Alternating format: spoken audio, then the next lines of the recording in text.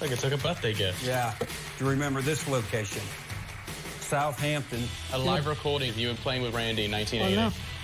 You did it in the back of a truck. You did these in the back of a truck? Yeah, back of Mo's studio. I had no idea Iron Mountain existed, so when they stored my album there, it was kind of creepy but good. Yeah. Because, I mean, if they drop the atom bomb, that will survive it, I think. Yep. Come on, let's listen to it. No. Why? If you want to, it's in Randy Rhoads, you know. Yeah. Randy was a great guitar player, and he co-wrote Crazy Train with me. I mean, I think about him a lot still. I often think where he would be in the picture if he was still around. He was just a great guy. We should listen. All right. All right. It's good.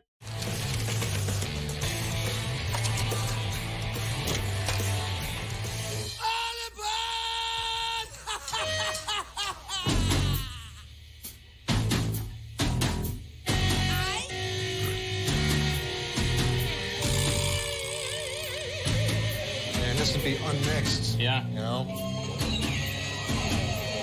When was the last time you heard this like this? I've known this tape since it was recorded. This is cool.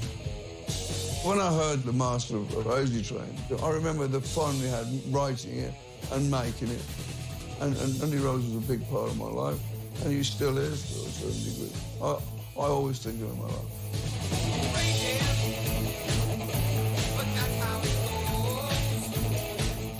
Oh, you sound good. I actually think it sounds great, to be honest.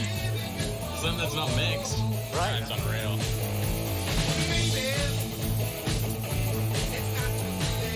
People don't get that having and preserving master recordings that's the first recording. Every time you listen to a song, you're listening to a print of a song.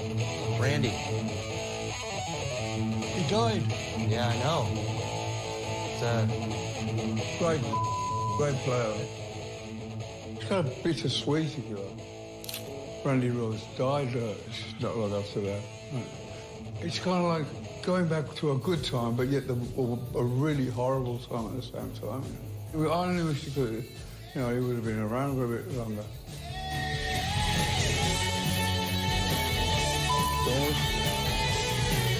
Great guitar player.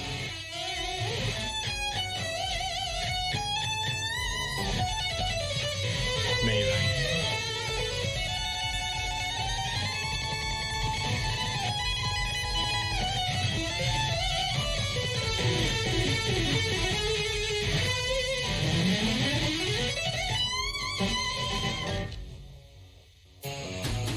Cooking and the cleaning and raises the kids, while the husband spends his life in the pub playing darts and playing cards and joking and getting drunk.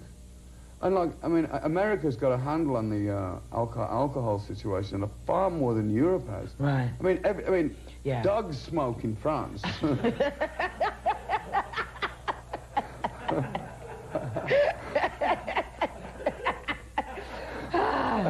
Yeah.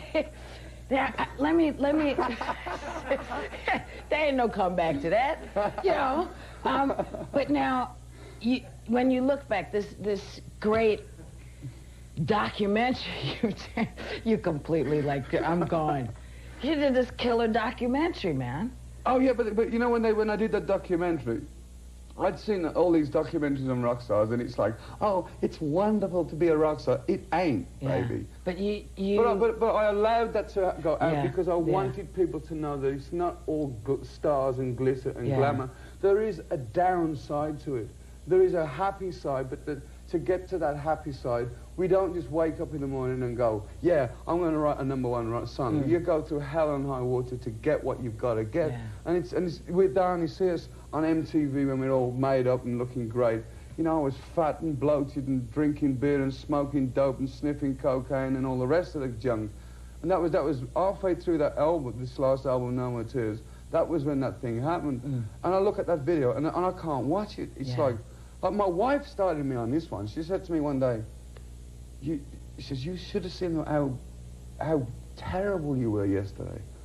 I said, what are you always on my back for? She goes, you should have seen how... I'm thinking, she's crazy. I was just a bit bloated. What's the matter with her? I'm thinking about yesterday. She goes, do you want to see how bad? And I'm going, what do you want about? Do I want to see? I videoed you. Oh, she says, what? I put the video in. I couldn't watch this damn video for 3 seconds. It was like, because like when you're loaded, you don't think you're as bad as you are. Yeah. Now, when I'm sober, I think, my God, I go like, I judge them against me. I think, he's loaded. He's a pain in the rear. Yeah. What was I like? You know? Coming back though, with the bets and the Alamo and. But it's just, listen. It's got its good side and it's got its downside. Yeah. You know, I mean, I look at the positive side of it. You know, I mean, I'm still here. I've bettered my life. I mean, and for people out there finally the Supreme Court have dropped that case against me for these kids committing suicide, which I'm somewhat relieved, but I can't really say that I'm totally relieved because I never really took notice of it because my intentions when I wrote that song or any of my songs they were never meant for anyone to harm themselves. Yeah. The downside to that is that people, to get publicity, will go and do an outrageous record to kill your family and whatever just to get the publicity. That's the downside of it, just to get, because everybody in this town is looking for a break. You know, you can't go to any bar or restaurant and you go, what are you doing? Oh, well, I'm an actress waiting for the part in the next Spielberg movie. And she's still sitting there 10 years later, you know, she's grown a beard and whatever, you know. She's now waiting for the next Santa Claus role, you know. We'll be right back with Ozzy Osbourne. Yes. The video that is on this monitor, Mama, I'm Coming Home, is pretty moving. I mean, I know for you, rock and roll is the gig, and that guy on the stage is your job. But it gives me a chance to sing a little bit instead of screeching, screaming, and howl. It's even in my Black Sabbath days, I did do the occasional ballad, but all I ever think I sing about is death, doom, and destruction. Yeah. And people are now saying that I'm coming to the end of it's not my farewell tour as this Ozzy thing, you know. People are saying, is there going to be a reunion of Black Sabbath? I really don't know, and I really can't answer that. But the thing is that I've gone a long way different, you know. It's like an old girlfriend to me. It's like, you know, you look back and you go, was I that person, you know? Yeah. Because we were all messed up on drugs and alcohol, because we thought that being in the rock and roll business, you had to be stoned all the time. Because, you know, because it was the thing to do. The critics, music critics, hate me. Do they? I don't know. I mean, there was a period of my career that if I ever got a good review, I thought there was something wrong, you know. Because I've been turned around and pushed around and accused of everything. I was going to have a T-shirt made at one time that said, if your day is totally screwed up, blame Ozzy Osbourne. Because at one point, it was getting as bad, you know. I mean, everybody was blaming me for everything, you know. A bird crapped on your shoulder, it was like, oh, it's Ozzy's bird, you know, sue him, you know. I mean, when the first lawsuit came for that guy from India, what was his name, McCullum, I had no knowledge of this, and I just got off the plane at LAX, and I coming through the immigration, and there was about 15,000 cameramen flashing the camera. I'm going, oh, am I in front of Elizabeth Taylor or the Queen or something? And a guy pokes a mic in front of me and goes, what do you think, Ozzy? I go, very confused. What's going on? He says, don't you know anything about the lawsuit? I said, what lawsuit? What, you know, because you know, you get sued for not appearing for your gig or what. I'm going, this kid killing himself, and I'm going, I crap myself. Yeah. But so what do you do? I mean, kids are, young people now all are I like say out is don't there. blame me. Yeah. Look in your own home. Yeah. Don't look at my, I mean, look, I'm a parent. If I would never show my kids pornography in the house, and if I think they're watching something that's going to be damaging, I turn the damn thing off. Yeah. And if they're listening to anything that I think they're not cool, I say, there's a great switch on every one of these. Goes on and it goes off. Yeah. You know? So it really is, I mean, it is the parent's responsibility at some point to step in. Listen, the one kid locked himself up in his room for a week, and he didn't come out of his room, and he was listening to my music. Now, as a parent, would you not think, Jimmy has been up there for a long time, he's been in the bathroom a long time, is he constipated, or what? Or whatever, you know, you're not, I mean, if my daughter comes home, you can look at your kid, and my wife Sharon will say, there's something wrong with Amy, or there's something wrong with Jack. Try and find out, darling. And I go, and I take her for a little walk, and I say, what's bothering you? Is there any problems at school? And she'll say, well, so-and-so keeps bullying me, and I'll sort it out, Yeah. you know.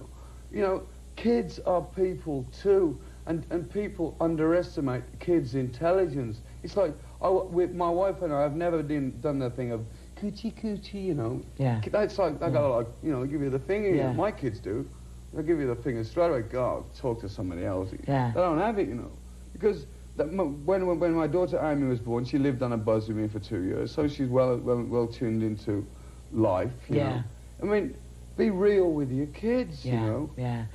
We are. We are honest. If our kids ask us a question like, Mummy, where do we come from? We don't say a stork brought you. We tell them know all about AIDS, drugs, alcohol. They've seen the drugs and the alcohol with me, you know. And like, for instance, last Sunday I went to a restaurant, and a friend of mine ordered a beer, and the waitress got the order mixed up and put the beer in front of me, and my daughter Amy was sitting next to me, and I said, no, the beer's not for me, it's for this gentleman. Mine's a Diet Coke. And Amy goes, Daddy, she says, are you okay? Do you want to change places with me? 'Cause she's seen the beast. Yeah. She's seen that beast, and she doesn't want to see it. And it's only when you're clear and sober for any length of time that you think, my God, what was I like? What damage did I do to them children? And it must have had some effect on them. It must now have some effect on them, because they don't want to see their daddy that way. Because I got very, very sick. I became a seizure person. I started to have seizures, blackouts, and like, I was crazy. Sharon must be like the woman of stone. I don't know. When I eventually came round, I'm still on a kind of a stabilisation thing, because medication, because I started having major seizures with it all, you know. Now I look back, and I would always put the blame on her. You're overloading me with work, because she's my manager, you know. And I'd lay it on her, and now I look back and I think how sorry I am for doing that. But I couldn't help it, because I was sick, you know. You know, it's an illness. Thank God I'm sober today with the grace of God. You know? I mean, I'm not one of these holy rollers either. I'm not going to sit on your show and say, hey, you know, get on a program, because if you're enjoying it, get on with it, you know. I just chose not to do it anymore. And on that note, baby, we're going to commercial. We'll be back with Ozzy Osbourne. So now you stopping being Ozzy Osbourne for a while? No, well, what I'm doing, I've been kind of like a mouse on a wheel for the last 25 years, and I'm jumping off the wheel for a spell. I don't know what I'm going to do. I've been offered 1,000 different things, like a TV show, Fox, and loads of different interesting things. But I want to, for the first time in my whole career, I can stop and spend some time with my babies, spend time as a husband, be a family for a while. And then I'm going to decide if I want to make a record with him or her or whatever. It's freedom I've got, you know. Well, I'm so pleased. I'm a big Black Sabbath fan. I'm sorry, yes, I am. There are things you don't know about me. And so I'm thrilled you're still here. I'm thrilled I'm still here. The thing now, I wake up in the morning, which is a great difference, you know. Than being up, like, for 4 days. Oh, yeah, like chewing your bottom lip. It's like, it loses its taste after 25 years. You feel like Jeffrey Dahmer, you know. Will you come back and play? I will come back and play. Sure I will. I mean, I'm going to come back and play, but I'm not going to say when or where or what, because I'm one of these people that says, oh, I'll be back next year, and then a year that goes by, and they say, well, you said 2 years ago you were going to come back. Anytime. But I'm going to come back. Okay. I'll come back. I love you. God bless you. Eat your heart out. We'll see you tomorrow.